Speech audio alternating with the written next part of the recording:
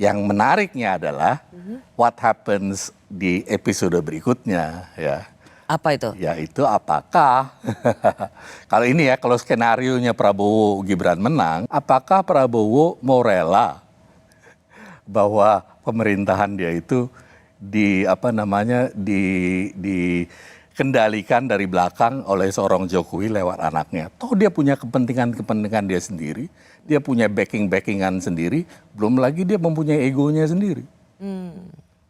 Jadi yang saya mau bilang adalah taruhlah ini skenario itu menurut saya menarik gitu ya. Dalam arti bahwa ini menarik Prof Edi karena gini, berarti kan orang juga melihat bahwa apa yang dilakukan Presiden Jokowi terlepas dengan banyak dicibir soal membiarkan anaknya jadi calon wakil presiden, tapi bagi pendukung Jokowi melihat bahwa Presiden Jokowi ini sedang mewakafkan anaknya demi bangsa dan negara untuk melanjutkan program-program pembangunan yang sudah diawali oleh Presiden Jokowi.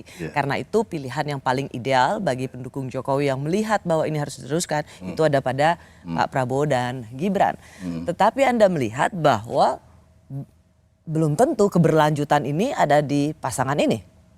Artinya itu tidak 100%. Tidak selinier itu. Iya, tidak selinier itu karena kalau skenario itu yang jalan, menurut saya episode 2, episode 3 berikut adalah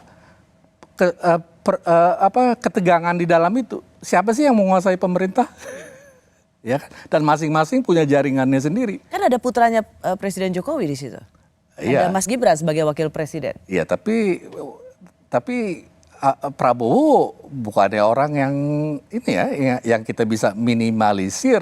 Pertama kekuatan jaringannya sendiri dan juga kemampuan dia untuk berusaha untuk meminimalisir pengaruh Gibran di dalam pemerintahan tersebut.